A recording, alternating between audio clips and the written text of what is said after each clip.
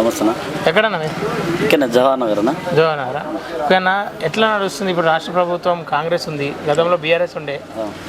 ఈ ఏరియాలో కూడా అనేక సమస్యల మీద గత ప్రభుత్వం కూడా హామీ ఇచ్చింది. స్వయంగా కేటీఆర్ చెప్పిండు, ఈ జవహర్ నగర్ మా గుండెకాయ అని చెప్పేసి మల్లారెడ్డి చెప్పడం జరిగింది. కేటీఆర్ కూడా వచ్చిండు. అప్పుడు ఏమైనా మార్పు జరిగిందన్న ఈ ఏరియాలో ఉన్న డంపింగ్ యార్డ్ విషయంలో కానీ, రోడ్ల సమస్యలు కానీ? మార్పు అనేది అంటే పెద్దగా ఏం జరగలేదు జవహర్ నగర్కి. కాకపోతే ఏంటంటే ఇప్పుడు గతంలో అంతో ఎంతో బీఆర్ఎస్ అయినా కొంచెం చేసింది, కానీ ఇప్పుడు కాంగ్రెస్ పరిపాలన నుంచి మాత్రం ఏమాత్రం లేదు. 6 గ్యారెంటీలు అన్నారు. ఒక బస్సు ఎగ్జాంపుల్, ఉచితంగా ఒక బస్సు గురించి అనుకుందాం. అలా లేడీస్లు వాళ్ళే కొట్లాడుకుంటారు ఉచిత బస్సు అంటే. ఒక మగవాళ్ళు కూడా బస్సులో ప్రయాణం చేయాలన్నా భయపడుతారు. ఎందుకంటే అసలు బస్సు అంటేనే భయపడుతారు ఇప్పుడు తెలంగాణ ప్రజలలో. దానివల్ల గవర్నమెంట్ నష్టమే కానీ ఫాయిదా అయితే ఏం లేదు. అంటే చెప్తుంది దీనివల్ల ఎంతోమందికి ఉపయోగం ఉంది, పేద ప్రజలను ఆదుకుంటున్నాం కాంగ్రెస్ ప్రభుత్వం అని చెప్పి చెప్తున్నారు. కాంగ్రెస్ అనేది పెద్ద ఏం ఆదుకుంటలేదు, ఇక్కడ డిఫరెంట్ కూడా ఏం కనబడతలేదు. బీఆర్ఎస్ ఇంత ముందుకు అట్లా ఇట్లా చేస్తుండే, కానీ ఇప్పుడు కాంగ్రెస్ నుంచి ఏం మార్పు లేదు. ఏం మార్పు లేదు. ఏదైతే మల్లారెడ్డి మీకు ఎమ్మెల్యేగా ఉన్నాడు, మల్లారెడ్డి ఏమైనా చేసిన అభివృద్ధి చేసిండ ఈ ఏరియాలో? మల్లారెడ్డి విషయానికి వస్తే అంతో ఇంతో కొద్దిగా అప్పుడు జరిగింది, జరగలేం అంతో ఇంతో చేసిండు. కాకపోతే ఏంటంటే ఇప్పుడు కాంగ్రెస్ వచ్చిన నుంచి ఏం లేదు. ఏం పనులు అందుబాటులో ఉంటున్నాయి? మల్లారెడ్డి అందుబాటులో అంటే ఎవరన్నా విఐపీలు పోతేనే రెస్పాన్స్ ఇస్తుండే, కానీ మనలాంటి పోతే ఎవరు మంచిది. ఓకేనా, పార్లమెంట్ ఎన్నికలు రాబోతున్నాయి కదా, మేడ్చల్లో ఈ మల్కాజిగిరి పార్లమెంట్లో చూసుకుంటే ఇటు బీఆర్ఎస్ నుండి రాగిడి లక్ష్మారెడ్డి, కాంగ్రెస్ నుండి సునీత మహేందర్ రెడ్డి, బీజేపీ నుండి మన ఈటెల రాజేందర్ ఉండబోతున్నాడు. ఎవరు గెలిచే అవకాశం ఉంది ఈ ప్రాంతంలో? ఎందుకు గెలుస్తారు?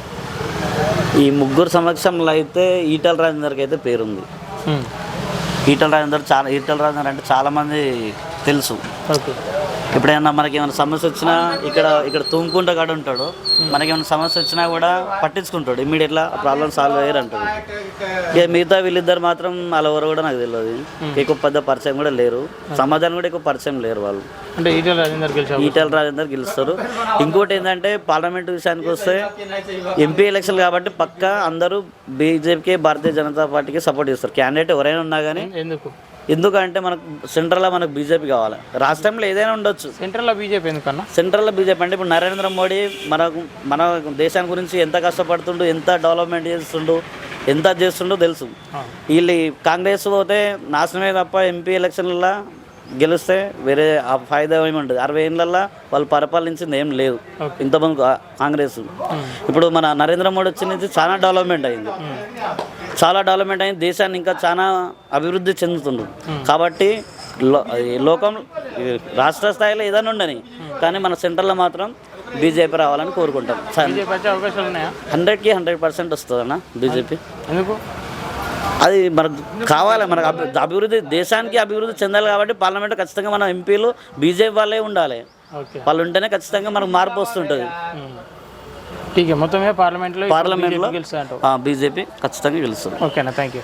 అది రాష్ట్ర స్థాయిలో ఏ నాయకుడని ఉండని, కానీ పార్లమెంట్కి వచ్చేసరికి ఎలక్షన్ ఖచ్చితంగా బీజేపీకి వేస్తారు. ఓకేనా, థ్యాంక్ యూ. ఓకే, నమస్తే. నమస్తే. ఎక్కడ ఉంటారు? ఇక్కడ జవహర్ నగర్.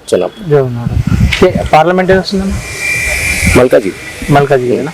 ఓకేనా, గతంలో మనం చూసుకున్నట్లయితే బీఆర్ఎస్ ఏదైతే తప్పు చేస్తుందని చెప్పేసి కాంగ్రెస్ ను గద్దెనెక్కించారు.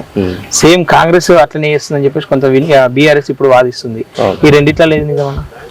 అంటే వాళ్ళు వాదించడంలో నిజం ఉండొచ్చు. కాకపోతే ఏంటంటే ఇప్పుడు ఏమంటే వాళ్ళు మాకు ఇంకా టైం ఇప్పుడే కదా, మేము ఒక మళ్ళీ ఎలక్షన్ కోడ్ కూడా వచ్చేసింది కాబట్టి 100 రోజులు ఇప్పుడే అయ్యింది. ఎలక్షన్ కోడ్ కూడా వచ్చింది కాబట్టి వాళ్ళు సర్ది చెప్పుకుంటారు అంతే, ఇంక వేరే ఏం లేదు. వీళ్ళు చేసేది వాళ్ళు చేసేది అంత గదే.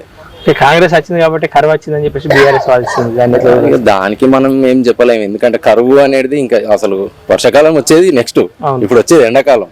కరువు అనేది ఎండాకాలం వస్తే ఎవరికైనా నీళ్లు దొరకవు, అది కామన్. వచ్చేది వర్షాకాలం, అప్పుడేముంటది అది దాన్ని బట్టి ఉంటది. పార్లమెంట్ ఎన్నికలు రాబోతున్నాయి. ఈ పార్లమెంట్ లో గతంలో రేవంత్ రెడ్డి ఇక్కడ ఎంపీగా గెలిచిండు. ఎట్లా ఆయన ఏమన్నా అభివృద్ధి చెందింది ఆయన వల్ల పార్లమెంట్ లో? ఎంపీ అభ్యర్థిగా ఆయన ఇక్కడ అది అనుకోకుండా వచ్చిండు. అక్కడ ఏదో ఎమ్మెల్యే ఓడిపోయినందుకు ఇక్కడ వచ్చిండు. ఆయన అదృష్టం కొద్దిగా ఏదో ఒక 5,000-6,000 ఓట్లతో గెలిచిండు ఇక్కడ. అది కూడా కొద్దిగా అప్పుడున్న బీఆర్ఎస్ మీద వ్యతిరేకతతో ఆయన గెలిచిండు. ఏ రోజైతే గెలిచిండో ఆ గెలిచినప్పుడు కూడా కనీసం మరి అక్కడ సెంటర్ దగ్గర కూడా పోయిండో లేదో తెలియదు. అప్పటి నుంచి మళ్ళీ ఏ రోజు మా ఏరియాకు అంటే ఇక్కడ దానికంటే ముందు క్యాన్వసింగ్కి వచ్చినట్టు ఒక 2 సార్లు, ఆ తర్వాత ఏ రోజు ఇక్కడ ముఖం చూపించలే. అంటే కొంతమందికి రేవంత్ రెడ్డి మన ఎంపీ ఉన్న విషయం కూడా ఎవరికి తెలియదు. ఎక్కడ కొన్ని ఏరియాలలో జవహర్ నగర్లో అయితే ఇంకా అసలు చాలా మట్టుకు తెలియదు, ఎందుకంటే స్లమ్ ఏరియా కాబట్టి ఇంకా బస్తీలలో అసలు చాలా మందికి తెలియదు ఎంపీగా ఉన్నాడు మనకు ఒక వ్యక్తి అనే ఎవరికి తెలియదు. ఎంతసేపు ఆ ఎమ్మెల్యే తిరుగుతుండే, ఆ బీఆర్ఎస్ ఆ ఎమ్మెల్యే మల్లారెడ్డి తప్ప ఇక్కడ మిగతా వాళ్ళకి చాలా మందికి తెలియకపోతుండే. అట్లుండే పరిస్థితి కాంగ్రెస్. మీకు ఎంపీగా ఉన్నటువంటి వ్యక్తి ఇప్పుడు రాష్ట్రంలో సీఎం అయిండు, ఏమన్నా తేడాలు ఉన్నాయి? తేడా ఏముంటది? ఆయన పొలిటికల్ గా ఆయన ఏదో అదృష్టం కలిసి వచ్చి సీఎం అయిండొచ్చు. ఇక్కడ ఆయన వచ్చి ఇక్కడ చేసేది ఏముండదు. ఎట్లా వాళ్ళ ఎమ్మెల్యే కూడా గెలవలేదు, గెలిచిన ఎమ్మెల్యేనేమో పవర్ లేదని చెప్పి సలహా కూర్చుండ్రు, అక్కడ ఏం చేసేది ఏముండదు. కాంగ్రెస్ ను గెలిపిస్తే గతంలో నా దృష్టిలో ఉండి చేయలేకపోయినాయి అన్ని ఇప్పుడు చేస్తా అని చెప్పేసి అంటున్నాను. ఆయన ఎట్లా చేస్తారు? ఇప్పుడు నేను సీఎంగా ఉన్నా, మా అభ్యర్థిని ఎంపీగా గెలిపియండి, నా దృష్టిలో అప్పుడు గతంలో నా ప్రభుత్వం లేదు కాబట్టి చేయలేకపోయినా ఇప్పుడు అభివృద్ధి చేస్తా అంటారు. నమ్మచ్చా మాట? ఎట్లా నమ్ముతారు? ఇప్పుడు ఆయన ఆల్రెడీ ఆయన స్వయంగా ఆయన ఎంపీగా ఉన్నప్పుడే ₹1 చేసి పని చేయించింది లేదు. ఇప్పుడు ఆయన చేస్తాడు, ఇంకొకరితో చేయిస్తా అంటే ఎట్లా నమ్ముతాం? ఆయన స్వయంగా ఆయననే ఉండే కదా, ఎంతో కొంత ఫండ్ అయితే వస్తుంది కదా ఎంపీకి. ఆ వచ్చినప్పుడు ఏం చేస్తాడు? డంపింగ్ యార్డ్ విషయము పార్లమెంట్ లో మాట్లాడినాను, ఊకే వీడియోలు పెడుతుండే. అప్పుడు ఒకసారి ఏం మాట్లాడిండు, ఆ తర్వాత ఆయన డంపింగ్ యార్డ్ విషయంలో మళ్ళీ ఒక్కసారి కూడా మాట్లాడలే, దాని విషయం ఏం చేయలే. అది ఓకేనా? పార్లమెంట్ ఎన్నికలు రాబోతున్నాయి. ఇప్పుడు ఇటు కాంగ్రెస్ నుండి చూసుకుంటే సునీత మహేందర్ రెడ్డిని అభ్యర్థిగా ప్రకటించారు, అటు బీఆర్ఎస్ నుండి రాగి లక్ష్మారెడ్డి, బీజేపీ నుండి ఈటెల రాజేందర్.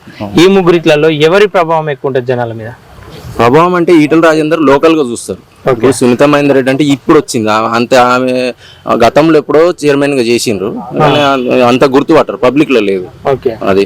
ఇంకా రాగిడి లక్ష్మారెడ్డి అంటే ఇక ఆయన ఒక విధంగా బీఆర్ఎస్ బక్రా అభ్యర్థి అంతే. ఆయన ఇప్పుడు ఒక సీట్ ఒకరికి కేటాయించిన తర్వాత ఆయన వద్దని భయపడి వెనకకయ్యి ఇంకొక ఆయనకి ఇచ్చిండు అంటే అర్థం ఏముంది? ఈయన ఇరికిచ్చినట్టే ఒక విధంగా ఎంపీ అభ్యర్థిని చెప్పుకోవడానికి తప్ప పాపం ఆయనను ఏం చేయలేము. అంతే. సరే, ఇప్పుడు ఓల్ది గెలుపు ఎవరిది ఉంటుంది అంటావు? గెలుపు ఖచ్చితంగా ఈటెల రాజేందర్. కానీ ఈటెల రాజేందర్ గతంలో ఎమ్మెల్యేగా ఓడిపోయిండు కాబట్టి ఇక్కడ అంత గెలిచే అవకాశం ఉందా? అతి పెద్ద పార్లమెంట్ ఏరియా ఇది. అవును, అట్లా ఏమన్నా ఎమ్మెల్యేగా ఓడిపోయిందంటే ఆయన కొద్దిగా 2 నియోజకవర్గాలు వేయడం కూడా కొద్దిగా మైనస్ పాయింట్ అయింది. ఇంకా డబ్బు ప్రభావం ఎట్లుంటుందో మీకు తెలియదు కాదు. కౌశిక్ రెడ్డి అక్కడ డబ్బులు ఎట్లా వంచిండు, సెంటిమెంట్ ఎట్లా పండించిండు, ఫ్యామిలీని ముందు పెట్టుకొని కొద్దిగా ప్రభావం జరిగింది. ఇంకోటి ఏంటంటే ఈటెల రాజేందర్ అన్నది ఒక 2 నియోజకవర్గాలు కావడం, టైం ఇటు అటు 2 వైపులా టైం ఇవ్వడం వల్ల కొద్దిగా ఇబ్బంది జరిగింది అక్కడ. మొత్తం మీద పార్లమెంట్ లో ఆయన గెలుస్తున్నారని చెప్పి ఖచ్చితంగా. ఆయనతో ఎవరికి పోటీ ఉంటుంది అంటారు? పోటీ అనేది పెద్దగా ఏముండదు, కొద్దిగా కాంగ్రెస్ వస్తుండొచ్చు, ఎందుకంటే ప్రభుత్వంలో ఉంది కాబట్టి అంతే. వీళ్ళు ఎమ్మెల్యేలు ఉన్నారు కానీ ఎమ్మెల్యేల ప్రభావం ఏముండదు, 7 మంది ఎమ్మెల్యేలు ప్రభావం ఏముండదు. అది ఎందుకంటే వాళ్ళ చేతి కింద ఉన్న వాళ్ళే వెళ్ళిపోతున్నారు, వాళ్ళ చేతి కింద ఉన్న ముఖ్య నాయకులు వెళ్ళిపోతున్నారు. జవహర్ నగర్ తీసుకోండి, ఉన్న కార్పొరేటర్లు సగం మంది వెళ్ళిపోయారు అట్లా. నమస్తే అన్న. ఎక్కడన్నా? ఇక్కడ జవహర్ నగర్లో ఉంటాను. ఏం చేస్తుంటాను? బిజినెస్ చేస్తాను. బిజినెస్. ఓకేనా? ఇప్పుడు ఈ ఏరియాలో డంపింగ్ యార్డ్ అని చెప్పేసి గతంలో చాలా చర్చగా మారిపోయింది కదా, దానిపైన గతంలో రేవంత్ రెడ్డి ఇట్లా మాట్లాడినట్టు ఆ సమస్య సాల్వ్ అయిందనా? అసలు డంపింగ్ యార్డ్ విషయంలో ఇప్పటిదాకా ఒక కేటీఆర్ ఒక్కసారి మాట్లాడారు. లాస్ట్ టైం మల్లారెడ్డి నా ఏరియా ఈ జవహర్నాన్ని నాకు గుండెకాయ అని చెప్పిండు. ఆ టైంలో కేటీఆర్ ఏమన్నాడంటే నెక్స్ట్ మల్లారెడ్డి గెలిస్తే నేను ఇది డంపింగ్ యార్డ్ని తీసేస్తామన్నట్టు అప్పుడు చెప్పిండ్రు. అయితే ఇదే విషయంలో మన కొంపల్లి మోహన్ రెడ్డి బీజేపీ నుంచి చాలా కొట్లాడిండు లాస్ట్ టైం. దీని మీద ఎన్జిటి నుంచి ఒక ఆర్డర్ తీసుకురావడం జరిగింది. తర్వాత ఇది ఒక 7 ప్లేస్లకు షిఫ్ట్ చేయడానికి కోసం అని చెప్పేసి మన మోహన్ రెడ్డి చాలా కొట్లాడిండు ఆ విషయం మీద. తర్వాత ఇక కొన్ని కారణాల వల్ల మోహన్ రెడ్డి పక్కకున్నాడు ఇప్పుడు. కానీ ఇప్పుడు కేటీఆర్ అనే వ్యక్తి మాత్రం పెద్ద మీటింగ్ లో చెప్పిండు నాకు, ఇక్కడ డంపింగ్ యార్డ్ అనేది నేను మల్లారెడ్డి గెలిచిన తర్వాత టీఆర్ఎస్ గెలిచిన తర్వాత నేను తీసేస్తా అని చెప్పి దాని గురించి ఇంతవరకు ఆలోచించేయండి. అంటే గతంలో రేవంత్ రెడ్డి కూడా పార్లమెంట్ లో మాట్లాడినట్టు కొన్ని వీడియోలు బయటపడ్డాయి. పార్లమెంట్ లో అయితే నేనైతే చూడలేదు ఆ విషయం మీద. అయితే వాస్తవానికి ఇంకో విషయం ఏంటంటే రేవంత్ రెడ్డి గెలిచిన 5 సంవత్సరాల్లో జవహర్ నగర్ని కానీ అండ్ పార్లమెంట్లో కూడా ఎప్పుడొచ్చి ఆయన ఈ సమస్యల మీద కొట్లాడింది లేదు, చూసింది లేదు, ఇక్కడ రూపాయి కూడా తీసుకొచ్చింది ఏం లేదు. ఈ అభ్యర్థి ఎప్పుడన్నా ఆయన దగ్గరికి పోయి కలిసిరా మీరు? రేవంత్ రెడ్డి గారు అరే ఒక విషయం మీద నేను రేవంత్ రెడ్డి గారికి ఒక వినతి పత్రం ఇచ్చినాము.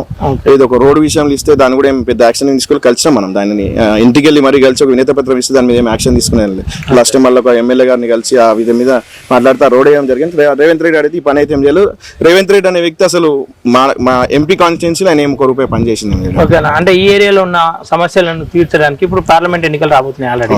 ఈ ముగ్గురు అభ్యర్థులలో అంటే ఎవరైతే లక్ష్మారెడ్డి ఉన్నాడు, సునీత మహేందర్ రెడ్డి ఉంది, ప్లస్ అటు చూసుకుంటే ఈటెల రాజేందర్ ఉన్నాడు, ఎవరైతే సూటబుల్ అనుకుంటున్నాను? ఇప్పుడు ప్రస్తుతానికి అయితే మేమైతే ఈటెల రాజేందర్ అన్న సూటబుల్ అనుకుంటున్నాం. ఎందుకంటే ఆయన జనరల్ గా సమస్య మేము చాలాసార్లు వెళ్ళినాం ఆయనకి. జనరల్ గా సమస్య చెప్పడానికి వెళ్తాం మనం. అరే ఫస్ట్ మీరు తిన్నారా రాబాయ్, పోయిరాపోరు, తినరా వచ్చినాక మీ సమస్య చెప్పరు, అట్లా ఆ టైప్ లా ఇప్పుడు మనం సునీత మహేందర్ రెడ్డి చెప్తున్నాం. సునీత మహేందర్ రెడ్డి మేము అనుకునే విధంగా లోకల్ వ్యక్తి అయితే కాదు మాకు. ఆమె వచ్చి మన ఏమంటారు రంగారెడ్డి సమ్ ఏరియాలో ఉంటుంది. ఇక్కడ ఈ స్థానికంగా అయితే సునీత మహేందర్ రెడ్డికి పరిచయం లేదు. రాగిడి లక్ష్మారెడ్డి అనే వ్యక్తి అసలు ఈ కాన్స్టిట్యున్సీకే పరిచయం లేదు అసలు. మేము ఈ ఇద్దరినైతే ఈటెల రాజేందర్ అన్న పోటీ అని అయితే అనుకోవట్లేదు అసలు. కానీ ఇటు చూసుకుంటే పార్లమెంట్ పరిధిలో ఉన్న ఎమ్మెల్యేలు అందరూ బీఆర్ఎస్ వాళ్ళు ఉన్నారు. వీళ్ళ మీద బీఆర్ఎస్ అంటే బీజేపీ అభ్యర్థి ఎట్లా గెలుస్తున్నారు అన్న? ఇప్పుడు బీజేపీకి మోడీ హవా ఒకటి నడుస్తుందన్న. అందులో ఈ కాన్స్టిట్యున్సీకి ఈటెల రాజేందర్ వ్యక్తం వల్ల ఇంకా బెనిఫిట్ అయిపోయింది. ఇంకా వన్ సైడ్ అనుకోండి, వన్ సైడ్ అయిపోతుంది మొత్తం. ఇక వీళ్ళిద్దరు క్యాండిడేట్లు పోటీ కాదు వాళ్ళు అసలు. నాకు తెలిసి క్యాండిడేట్ మేమైతే కౌంట్లేసే అనుకుంటున్నాం, వాళ్ళని పెద్దగా తీసుకోవట్లేదు. అట్లా అంటే డైరెక్ట్ విజయం 100% విజయమే. కొంచెం కాకపోతే రాజేందర్ అన్న మెజారిటీ కోసం ప్రయత్నం చేస్తున్నా అనిపిస్తుంది నాకైతే. ఈటెల రాజేందర్ గెలుపు ఖాయం. కానీ కాంగ్రెస్ ప్రభుత్వం రాష్ట్రంలో ఉంది, కాంగ్రెస్ ప్రభావం కూడా మీరు చూస్తున్నారు అన్న. ఇప్పుడు 100 రోజులు ఏదో అయిందన్న, ఆరు ఏదో పథకాలు 6 గ్యారంటీలు అని చెప్పారు కానీ అలా లాస్ట్ ఒకటి ఎలక్ట్రిసిటీ బిల్లు తక్కువ చేస్తున్నామని మిస్ అసలు మొత్తం మాఫీ చేస్తామని చెప్పారు. ఆ మాఫీ చేసిన బిల్లు నిన్న మళ్ళీ యాడ్ అయ్యి వచ్చింది. అది ఫస్ట్ ఏమో 200 యూనిట్ల లోపల ఉన్న కరెంట్ బిల్లకి మాఫీ చేస్తామని చెప్పారు. ఆ నెల మాత్రం మాఫీ చేసారు. ఇప్పుడు వచ్చేసరికి ఈ నెలకు వచ్చేసరికి మళ్ళీ యాడే వచ్చినాయి. ఇక బస్సులో అయితే తెలుసా, బస్సుల వల్ల ఏం ఉపయోగం జరుగుతుందాడా, అది కొట్టుకోవడం జరుగుతుందాడా, మహిళలకి అందులో అలా పోయేటోళ్ళు కూడా అంతా ఏదో పని పాట లేకుండా తిరిగినట్టు అయిపోతున్నాడా. ఇక్కడ నార్మల్ గా ఇప్పుడు నేను జాబ్ కోవాలి, నా పరిస్థితి పోవడానికే వీలు లేకుండా అయిపోయింది ఆ బస్సులో పెట్టడం వల్ల. అట్లా దానివల్ల ఉపయోగం అయితే లేదంట. అంటే జనరల్ మహిళలు కూడా చెప్తారు, మీకు పని చేసుకున్న మహిళ ఉంటుంది భయ్, ఆడికి పోవాలంటే ఇబ్బంది ఉంది, ఆమెకు పోవడానికి కూడా ఇబ్బంది అవుతుంది. అట్లా పార్లమెంట్ ఎన్నికల్లో విజయం రాజేందర్ అన్న బీజేపీ అనుకుంటున్నాం మేమైతే. నమస్తేనా, ఏం చేస్తుంటారు? బిజినెస్ అన్న. బిజినెస్ ఏ పార్లమెంట్ వస్తాను? మల్కాజ్గిరి. ఇదే ఏరియానా మాది ఇదే ఏరియా. అన్న గతంలో మీకు ఎంపీగా రేవంత్ రెడ్డి గెలిచినట్టు ఉంది కదా, ఎట్లా అయినా వల్ల ఏమైనా డెవలప్మెంట్స్ జరిగినాయి? డెవలప్మెంట్ లేదు, వచ్చి చూసిందే లేదు జవహర్నగర్కి. నాకు మల్కాజ్గిరి మరో ఆయుధంగా మారింది, దీన్ని డెవలప్ చేస్తా అని చెప్పేసి గతంలో అనేక సార్లు వ్యాఖ్యలు చేసి మాటలకే పరిమితమైనవి, చేతలతో ఏం లేవు. ఓకే, ఇప్పుడు రాష్ట్రంలో సీఎంగా గెలిచిండు ఆయన, ఇప్పుడు కాంగ్రెస్ నుండి సీఎంగా ఉన్నాడు. ఎప్పుడు నచ్చింది అన్న ఇటు ఈ ప్రజలను చూసిండా? వచ్చి అది మాటలతో పరిమితంతో పాటు జవహర్ నగర్ కానీ భారతదేశం మన తెలంగాణ రాష్ట్రానికి ఆయన సీఎం అయినా అన్ఎక్స్పెక్టెడ్గా, ఆయన కూడా నేను సీఎం అయితే అని ఊహించుకోలేదు. ఓకే, మీ కళలో కూడా రాష్ట్రానికి సీఎం అయినా అంటే సంతోషం లేదా మీకు? మా ఎంపీ రాష్ట్రానికి ముఖ్య సీఎం అయినా సంతోషం, కానీ అది పరిపాలన అట్లా ఉండాలి కదా.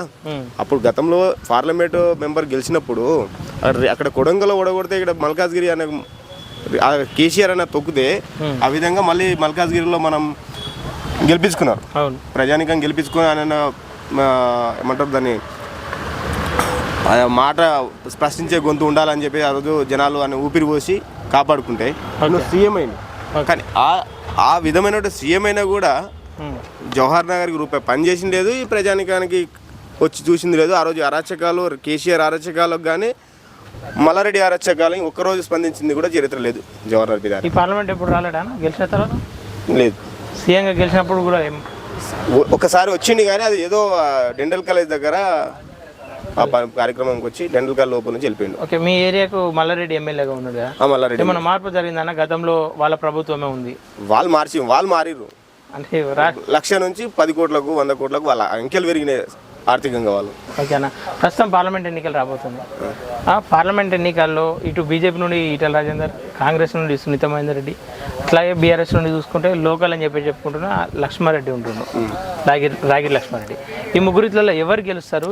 మల్లారెడ్డి ఎప్పుడైతే ఈటెల రాజేందర్ పేరు రాగానే మల్లారెడ్డి టికెట్ అనుకొని ఆయన పేరుతోనే వనికి పోటీ నుంచి తప్పుకున్నాడు. అది బీఆర్ఎస్ తప్పుకున్నట్టే. భిక్షాటు మల్లారెడ్డి తప్పుకున్నప్పుడు బీఆర్ఎస్ అనేది పోటీ లేదు, ఫస్ట్ పోటీలో లేదు, నామ మాత్రం ఉంది. పోటీలో అనుకోవడం కూడా తప్పది. ఓకే. అంటే మరి మీకు పోటీ దేంతో? ఎవరు? ఈటెల రాజేందర్. ఈటెల రాజేందర్ గెలుపు. ఓకే. ఎందుకు గెలుపు అంటే ఆయన అభిమానం ఈటెల రాజేందర్ అభిమానం అనేది కాకుండా ఈటెల రాజేందర్ అనే వ్యక్తి అక్కడ ఉద్యమాలు, తెలంగాణ ఉద్యమం జరిగినప్పుడు ఉద్యమాల్లో ఆయన పాత్ర, మరి అదే విధమైన ఉద్యమాల్లో కేసీఆర్కే నడిపిన చరిత్ర, దమ్మున శక్తి ఉన్న క్యాండిడేట్ ఈటెల రాజేందర్. కానీ మొన్న గత అసెంబ్లీ ఎన్నికల్లో ఓడిపోయినట్టు రెండు. ఇక రాజకీయం అనేది ప్రతిరూపం ఒకేలాగా ఉండదు, అది అటు ఇటు మారుతూ ఉంటాయి. రేవంత్ రెడ్డి అక్కడ ఓడిపోయింది, సీఎం కాలే. కొడంగల్లో ఓడిపోయినప్పుడు సీఎం కాలేడా, ఇది ఎంపీ అయ్యిండు, సీఎం అయ్యిండు. గతంలో ఓడిపోయి ఈడ గెలిస్తే సీఎం అయ్యింది. ఇప్పుడు రాజేందర్ అన్న సీఎం అవుతాడంట. కేంద్ర మంత్రి 100% అవుతాడు. కేంద్ర మంత్రి కంపల్సరీ అవుతాడు. విన్నింగ్ అనేది ఎంపీ గెలుస్తుంటావు. ఎంపీ 100% గెలుస్తుంది. కానీ బాగా బలంగా ఇక్కడ కాంగ్రెస్ పుంజుకుంటుంది అంటారు కదా. ఇప్పుడు మనసులో తెల్ల సెట్ ఉన్న అందరూ కన్నులు మారినంత మాత్రాల ఓటర్లు మారరు. ఓటర్ ఎవరిని వేయాలన్నది బాగా తెలివిగా ఆలోచిస్తుంటారు. ఓట్ బ్యాంక్ అనేది ఇప్పుడు మళ్ళీ ఓట్ బ్యాంక్ అనేది ఇప్పుడు ప్రతి కార్యకర్త మరి జనాలందరూ ఓటు అన్నప్పుడు పోటీ ఎందుకు? ఇప్పుడు జవహర్లాల్ మేయర్ ఉండే మనకు గతంలో, మేయర్ అయినప్పుడు ఆయన అనుచరులకు ఆయన కాపాడుకోవచ్చు కదా. ఆయన కాపాడుకోలేనప్పుడు ఓడిపోయినట్టే కదా. రాత్రికి రాత్రి వీళ్ళ స్వలాభం కోసం రాజకీయంలో మాత్రమే ఉన్నారు, అది జనాలకు బాగా తెలుసు. వీళ్ళ ఆస్తుల కోసమే, వీళ్ళ స్వలాభం కోసమే రాజకీయంలో ఉంటూ కండువాలు కలర్లు గంగిరెద్దుల కలర్లు మార్చుకుంటారు వీళ్ళు. కానీ వీళ్ళకు ప్రజల పబ్లిక్ మీద ఎలాంటి ప్రేమ అభిమానం ఉండదు. ఆ రోజు కరోనా టైంలో ఈటెల రాజేందర్ అన్న కేసీఆర్ ఇది చేసినా కానీ అది హెల్త్ మినిస్టర్ అప్పుడు ఆయన. కరోనా టైంలో ఇంట్లోకి వెళ్ళి బయటికి రాలి వీళ్ళందరూ. ఆయన హాస్పిటల్, ఉస్మానియా హాస్పిటల్ కానీ అలాంటి హాస్పిటల్కి పోయి తిరిగిండు. ఓకే. కానీ ఈ పార్లమెంట్ పరిధిలో ఆయన భూ కబ్జాలు చేసినని చెప్పేసి ఆయన మీద గతంలో ఆరోపణలు కూడా వచ్చినాయి. ఇప్పుడు కేసీఆర్ ఆయన స్వలాభం కోసం ఎవరి మీద బ్రెస్ తీసుకొని రాస్తారు, దాన్ని తీస్తుంది. అట్లా అనుకుంటే మరి కేటీఆర్ ఏంది, కవిత ఏంది, మరి హరీష్ రావు పాత్ర కూడా రేపు వెళ్తుంది. అవును. సరే, మొత్తం మీద పార్లమెంట్ ఎన్నికలు ఎవరు గెలుస్తారంటున్నాం? అసలు ఈటెల రాజేందర్ అన్నకు పోటీ లేదు, గెలుపు ఎప్పుడో అయిపోయింది. ఆయనకు ఒకటే నేను చెప్పేది, ఎందుకు గెలుపు అంటే మల్లారెడ్డి కంటే భిక్షాటు ఈడ ఎవ్వరు లేరు. ఆ భిక్షాటే వెనక్కి జరిగింది. అప్పుడే ఆయన పేరు రాగానే ఓటమికి అంగీకరించుకున్నారు వాళ్ళు. ఇక సునీత లక్ష్మి మహేందర్ రెడ్డి అనేది ఇంకా మనకు సమాజంలో ఎవరు కూడా అంత పరిచయం లేదు, అంత ఏం లేదు.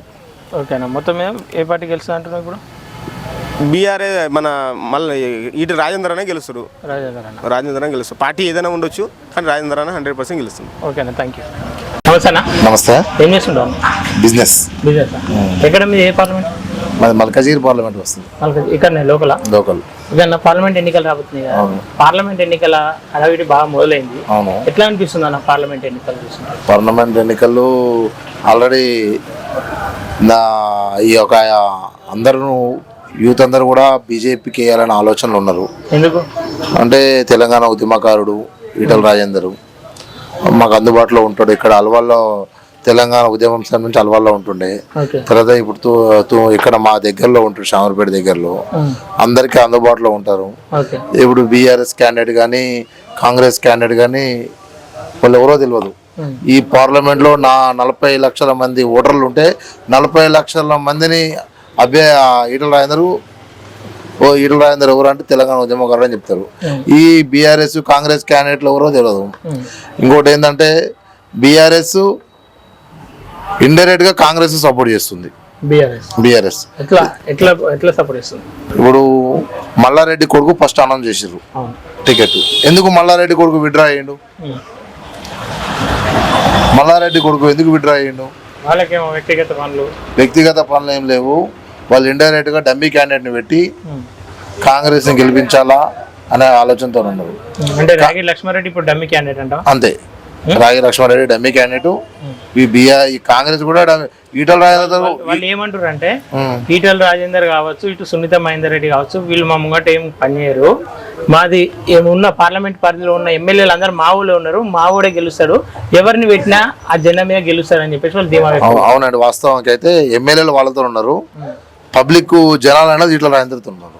ఎట్లా తెలంగాణ ఉద్యమకారుడు ఏ చిన్న కార్యక్రమాలున్నా, సాగు పుట్టుకలున్నా, కథా కార్యక్రమాలున్నా సరే ప్రాపర్ హుజరాబాద్ ఉండొచ్చు, కానీ మాకు అందుబాటులో ఒక 20 సంవత్సరాల నుంచి ఇక్కడ అందుబాటులో ఉంటున్నాడు.